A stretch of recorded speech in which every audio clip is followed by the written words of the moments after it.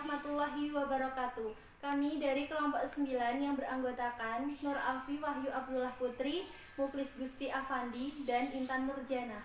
Dan saya sendiri, Nur Alfi Wahyu Abdullah Putri, NIM 083, yang akan menyampaikan materi tentang mencapai keunggulan operasional dan kedekatan dengan pelanggan aplikasi perusahaan. Langsung saja ke materi. A. Sistem perusahaan. Yang pertama, perangkat lunak perusahaan. Perangkat lunak perusahaan atau sering disebut dengan enterprise software dibangun berdasarkan ribuan proses bisnis yang lebih jelas, yang mencerminkan praktik pelaksanaan terbaik. Perusahaan yang mengimplementasikan perangkat lunak ini pertama-tama harus memilih fungsi-fungsi dari sistem yang mereka ingin gunakan, dan kemudian menetapkan proses bisnis mereka terhadap proses bisnis yang telah ditetapkan dalam perangkat lunak. Jika perangkat lunak tersebut perusahaan tidak mendukung cara organisasi dalam menjalankan bisnisnya, maka perusahaan dapat menulis kembali beberapa perangkat lunak untuk mendukung cara bekerjanya proses bisnis mereka. Namun, perangkat lunak perusahaan biasanya sangat kompleks dan penyesuaian secara ekstensif dapat menurunkan kinerja sistem. Yang kedua, nilai bisnis sistem perusahaan. Sistem perusahaan menyediakan nilai baik dengan meningkatkan efisiensi operasional dan memberikan informasi perusahaan secara luas untuk membantu para manajer dalam mengambil keputusan yang lebih baik.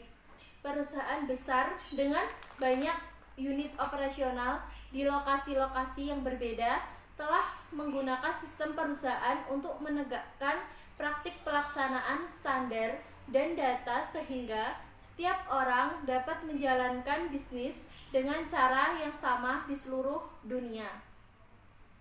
Sistem perusahaan membantu perusahaan untuk memberikan tanggapan dengan lebih cepat terhadap permintaan pelanggan untuk informasi ataupun produk. Karena sistem tersebut mengintegrasikan data pesanan, produksi, dan pengiriman. Bagian produksi menjadi lebih terarah dalam memproduksi sehingga barang-barang yang telah dipesan pelanggan membeli jumlah komponen atau bahan mentah yang benar-benar tepat untuk memenuhi pesanan, membagi produksi menjadi beberapa tahapan, dan menimbulkan waktu suatu komponen atau barang jadi berada dalam persediaan. B. Sistem manajemen rantai pasokan. Jika mengelola perusahaan kecil yang membuat sedikit produk atau menjual sedikit jasa, kemungkinan memiliki pemasok dalam jumlah sedikit pula. Mengkoordinasikan pesanan dan pengiriman dari pemasok dengan menggunakan telepon dan mesin fax. Namun, jika mengelola perusahaan yang memproduksi produk dan jasa yang lebih kompleks dan memiliki ratusan pemasok, serta setiap pemasok memiliki sekumpulan pemasok mereka sendiri-sendiri, tiba-tiba berada dalam situasi di mana perlu mengkoordinasikan ratusan atau bahkan ribuan aktivitas-aktivitas dari perusahaan lainnya agar dapat memproduksi produk dan jasa. Yang pertama, rantai pasokan. Rantai pasokan perusahaan merupakan jaringan organisasi dan proses bisnis untuk pengadaan bahan mentah, mengubah bahan mentah tersebut menjadi barang setengah jadi atau barang jadi, dan mendistribusikan barang jadi kepada pelanggan. Rantai pasokan menghubungkan pemasok, pabrik, pusat distribusi, toko eceran, dan pelanggan untuk menyediakan barang dan jasa dari sumber melalui konsumsi. Bahan baku, informasi, dan pembayaran mengalir melalui rantai pasokan kedua arah. Sebagai contoh, rantai pasokan untuk sepatu Nike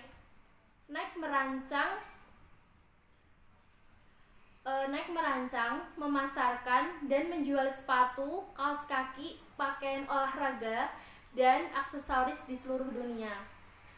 Pemasok utamanya adalah perusahaan-perusahaan manufaktur yang dikontrak dengan pabriknya di negara Cina, Thailand, Indonesia, Brasil, dan negara lainnya. Perusahaan-perusahaan tersebut membuat produk jadi bagi perusahaan Nike. Yang kedua, sistem informasi dan manajemen rantai pasokan.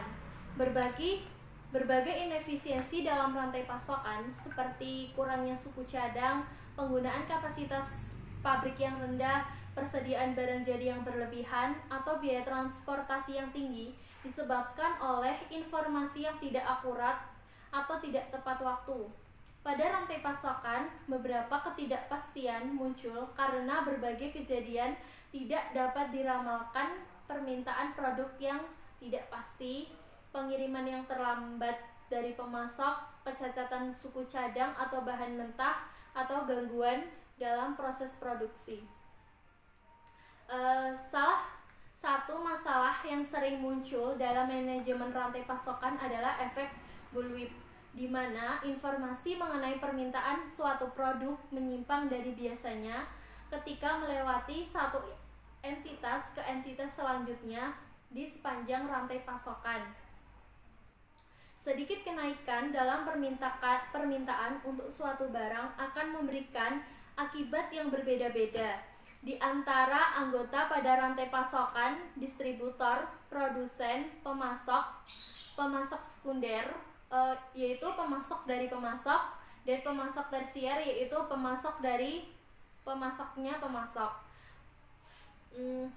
Itu untuk menimbun sehingga masing-masing memiliki cadangan.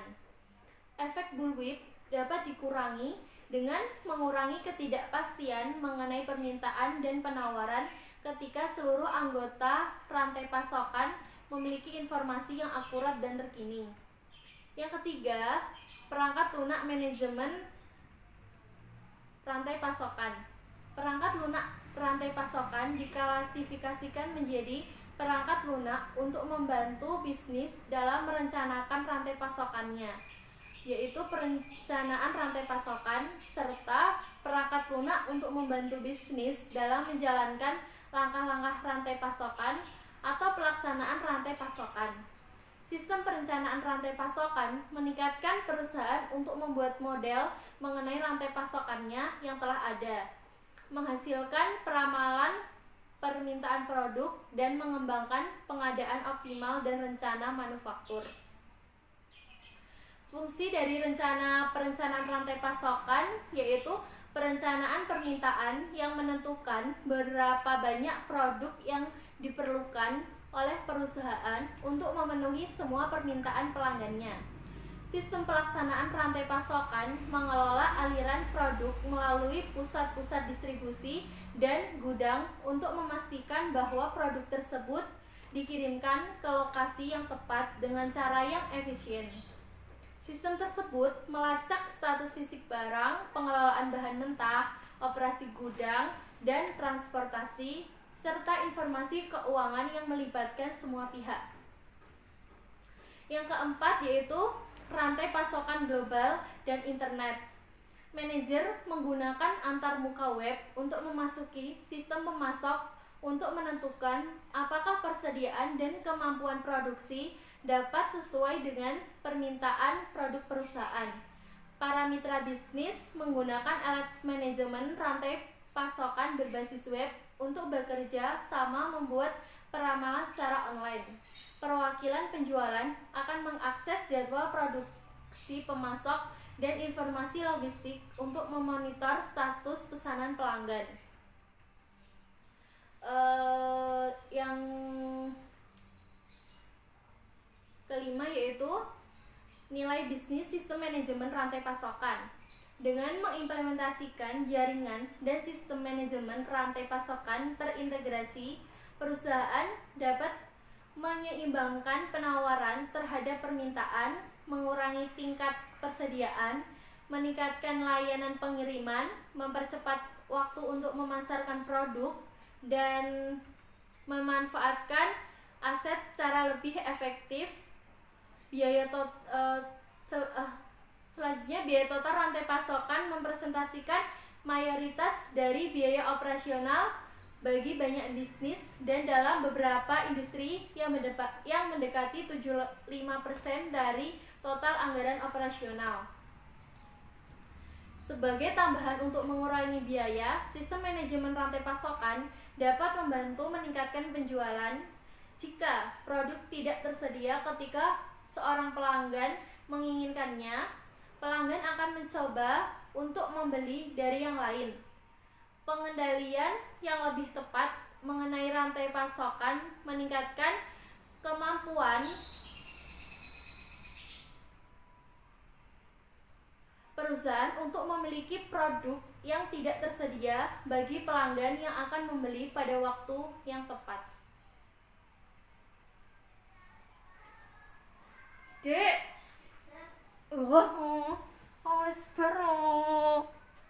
Bismillahirrahmanirrahim. Di sini saya Muhammad Setiawandi dari kelompok 9 akan melanjutkan apa yang telah disampaikan teman saya yang tadi.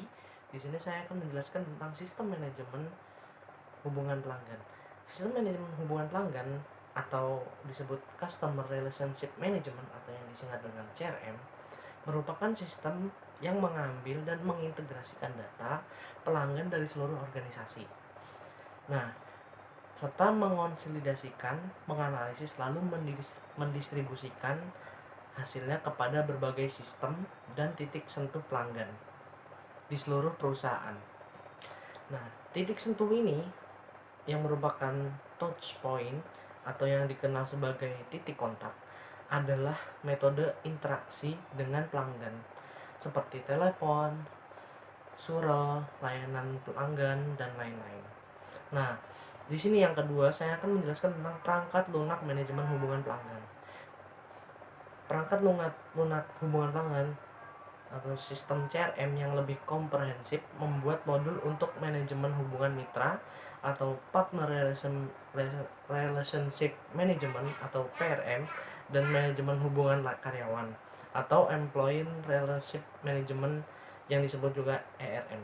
Nah, PRM menggunakan sebagian besar dari data, perangkat dan sistem yang sama seperti manajemen hubungan pelanggan untuk meningkatkan kolaborasi antara perusahaan dengan para mitra penjualannya.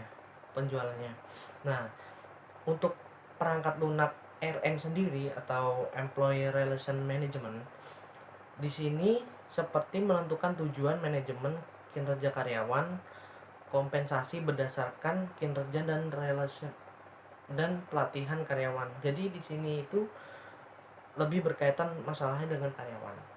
Nah, sistem manajemen hubungan pelanggan umumnya menyediakan perangkat lunak dan perangkat untuk yang pertama Sales Force Automation yang disebut dengan SFA, modul otomatis tenaga penjualan.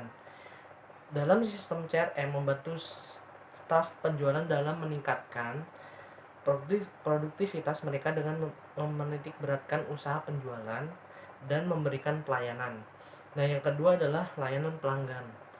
Nah, modul layanan pelanggan ini dalam sistem CRM menyediakan informasi dan alat untuk meningkatkan efisiensi dari para staf di pusat panggilan, pusat bantuan, dan pusat dukungan pelanggan. Modul ini juga memiliki kemampuan untuk mengarahkan dan mengelola permintaan layanan pelanggan. Nah, yang ketiga ada pemasaran. Sistem CRM mendukung kampanye pemasaran langsung dengan menyediakan kemampuan untuk mendapatkan prospek dan data pelanggan, untuk menyediakan informasi tentang produk dan layanan untuk kualifikasi yang mengarahkan pada pemasaran yang ditargetkan, dan untuk menjadwalkan serta menulis surat-surat atau surat pemasaran langsung. Penjualan silang atau cross-selling merupakan pemasaran produk pelengkap atau komplementer kepada pelanggan. Nah, yang selanjutnya saya akan menjelaskan tentang CRM operasional dan CRM analisis. CRM operasional atau operasional CRM meliputi aplikasi-aplikasi yang berhubungan dengan pelanggan seperti perangkat SFA, pusat panggilan, dan dukungan layanan pelanggan serta otomatisasi pemasaran. Sedangkan CRM analisis atau analytical CRM meliputi aplikasi-aplikasi untuk menganalisis data pelanggan yang dihasilkan oleh aplikasi CRM operasional untuk menyediakan informasi dalam rangka meningkatkan kinerja bisnis. Nah, yang selanjutnya di sini adalah nilai bisnis sistem manajemen hubungan pelanggan. Informasi dari sistem CRM meningkatkan pendapatan penjualan dengan cara mengidentifikasi pelanggan dan segmen yang paling menguntungkan yang kepadanya perlu dilakukan pemasaran terfokus dan penjualan silang. Tingkat churn atau churn rate mengukur jumlah para pelanggan yang berhenti menggunakan atau membeli produk atau layanan perusahaan. Ini merupakan indikator yang sangat penting bagi pertumbuhan atau penurunan yang berbasis dalam basis pelanggan suatu perusahaan. Jadi suatu perusahaan itu harus mempunyai sistem untuk mengukur tinggi rendahnya pelanggan dalam memesan produk tersebut. Jadi perusahaan selalu sedia produknya saat dipesan. Itu saja yang bisa saya sampaikan. Selanjutnya akan dilanjutkan oleh teman saya, Intan Nurjana. Bismillahirrahmanirrahim. Saya Intan Nurjana, NIM 120, akan melanjutkan presentasi dari teman saya Muklis. Saya akan menyampaikan poin yang ke-9.4, aplikasi perusahaan meliputi peluang dan tantangan baru. Tantangan bagi aplikasi perusahaan. Yang pertama ialah perusahaan fundamental dalam cara mengoperasikan bisnis. Perusahaan harus melakukan perubahan total pada proses bisnisnya agar dapat bekerja sama dengan perangkat lunak. Poin kedua, beberapa perusahaan mengalami berbagai masalah dan kerugian operasional yang besar ketika baru pertama kali mengimplementasikan aplikasi bisnis. Karena perusahaan tersebut tidak memahami berapa banyak perusahaan yang mengalami perubahan organisasional yang diperlukan. Poin ketiga, aplikasi perusahaan juga menimbulkan biaya pengganti. Setelah menerapkan suatu aplikasi perusahaan dari suatu vendor tunggal, misalnya SAP atau Oracle, maka akan sangat mahal aplikasi jika mengalihkan ke vendor lain. Dan perusahaan akan menjadi terkait pada vendor tersebut untuk memperbarui produknya dan memelihara instalasi. Selanjutnya ialah aplikasi perusahaan generasi berikutnya. Ada beberapa poin. Yang pertama, vendor perangkat lunak telah menciptakan yang mereka sebut dengan solusi perusahaan, Enterprise Suite atau e-business suite, untuk membuat manajemen hubungan dengan pelanggannya, manajemen rantai pasokan, dan juga sistem perusahaan bekerja sama dengan satu sama lainnya. Poin kedua, ada SAP, memadukan standar SOA dan dapat menghubungkan SAP dan layanan web lainnya yang dikembangkan oleh vendor perangkat lunak independen. Poin ketiga, open source dan solusi atas permintaan. Demikian pula lebih banyak fungsionalitas pada platform mobile. Produk open source seperti Compress, Purchase, Open of Business, dan Open Bravo yang kekurangan fungsionalitas dan dukungan perangkat lunak aplikasi perusahaan komersial. Selanjutnya ada CRM dan Intelligent Business. Fungsi mereka dalam aplikasi bisnis ialah CRM memungkinkan perusahaan untuk menghubungkan percakapan pelanggan dan hubungan situs jejaring sosial dengan proses CRM-nya.